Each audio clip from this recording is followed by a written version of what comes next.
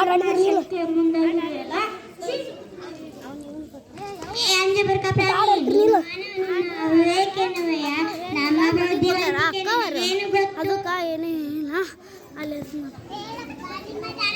ನಾವು ಸ್ವಲ್ಪ ತಿಳಿಯುತ್ತೇವೆ.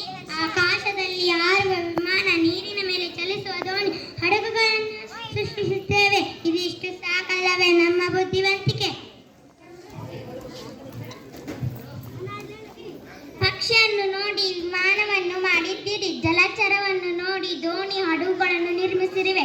ಇದರಲ್ಲಿ ನಿಮ್ಮ ಸ್ವಂತಿಕೆ ಏನು? ಸುಂದರವಾಗಿ ಕಾಣಲು ಉಡುಗೆ ತೊಡುಗೆಗಳನ್ನು ಸೃಷ್ಟಿಸಿದ್ದೇವೆ. ನಿಮಗಿದು ತಿಳಿಯದೆ? ಮೊದಲಿಗೆ ನಮ್ಮ ಚರ್ಮವನ್ನು ಧರಿಸುತ್ತಿದ್ದನು ನೆನಪಿಸಿಕೊ. ನಿಮ್ಮ ಬಟ್ಟೆಯಲ್ಲಿ ಏನು ವಿಶೇಷ?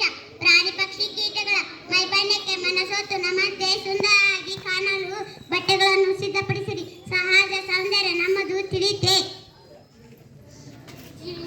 ಕಣ್ಣಿನಂತಹ ಕಣ್ಣು, ನವಿಲಿನ ನಡೆಗೆ ಅಂತಹ ನಡೆಗೆ, ಕೋಗಿಲೆಯ ಧ್ವನಿ ಅಂತ ಧ್ವನಿ ಇರಬೇಕು ಎಂದು ಹೇಳು. ನೀವು ಸುಂದರ ಅಥವಾ ನಾವು ಸುಂದರ? ಅವಶ್ಯಕತೆಗಳನ್ನು ಉತ್ಪಾದಿಸಿ ನಿಮ್ಮ ಕಾರ್ಖಾನೆಗಳು ಹೊಗೆ ಮತ್ತು ಕಲ್ಮಶವನ್ನು ಹೊರಹಾಕುತ್ತವೆ. ಇದರಿಂದ ಗಾಳಿ, ಮಣ್ಣು, ನೀರು ಮಲಿನವಾಗುತ್ತವೆ. ಇದೇಕೆ ನಿನಗೆ ತಿಳಿಯು? ಬಯಲಿನಲ್ಲಿ ವಾಸ ಮಾಡುವ ನಿಮಗೇನು ಗೊತ್ತು? ನಾವು ಕಟ್ಟಿರುವ ಸುಂದರವಾದ ಮನೆಗಳ ಬಗ್ಗೆ ಒಂದು ನೋಡಿ, ನಮ್ಮ ಬುದ್ಧಿವಂತಿಕೆ ತಿಳಿಯುತ್ತದೆ. ಗೀಜಗನಗೂಡು, ಜೇನುಗೂಡು, ಕೆತ್ತದೂಳು ಕಟ್ಟುವ ಹುತ್ತುಗಳು ಎಷ್ಟು ಸುಂದರ, ಸುರಕ್ಷಿತ. ಕಸದಿಂದ ಮಾಡಿರುವ ನಮ್ಮ ಸಾಧನೆಯ ಮುಂದೆ ಪ್ರಕೃತಿಯ ನಾಶದ ನಿಮ್ಮ ಸಾಧನೆ ಶೂನ್ಯ. ಇದೆಲ್ಲ ನಿಮಗೆ ಹೀಗೆ ತಿಳಿಯಿತು?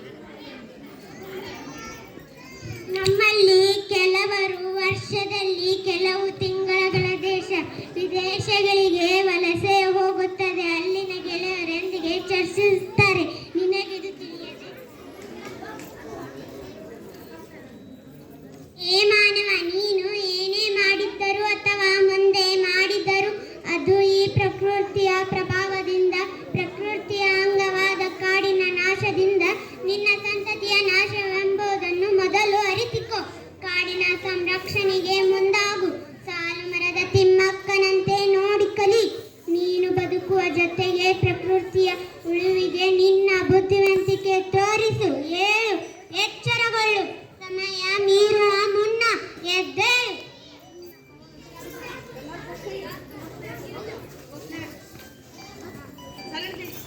ಮನೆಗೊಂದು ಮಗುವಿರಲಿ, ಮನೆಗೆರಡು ಮರವಿರಲಿ. ಮರವಿದ್ದರೆ ಜೀವವಿದೆ, ಮರವಿದ್ದರೆ ಪರಿಸರ, ಪರಿಸರ ಇದ್ದರೆ ನಾವು. ಹಸಿರಿದ್ದರೆ ಉಸಿರು. ಕಾಡಿಲ್ಲದೆ ನಾಡಿಲ್ಲ. ಕಾಡು ಉಳಿಸಿ ನಾಡು ಬೆಳೆಸಿ. ಜನರ ಪ್ರಾಣಕ್ಕಾಗಿ ಪ್ರಾಣವಾಯು ಬೇಕು. ಕಾಡು ಉಳಿಸಿ ಭವಿಷ್ಯ ಬೆಳೆಸಿ. ಉಸಿರಿಗಾಗಿ ಪರಿಸರ ರಕ್ಷಿಸೋಣ. ಹೆಸರು ಪ್ರೀತಿಸಿ ನಿಮ್ಮ ಪರಿಸರವನ್ನು ಉಳಿಸಿ.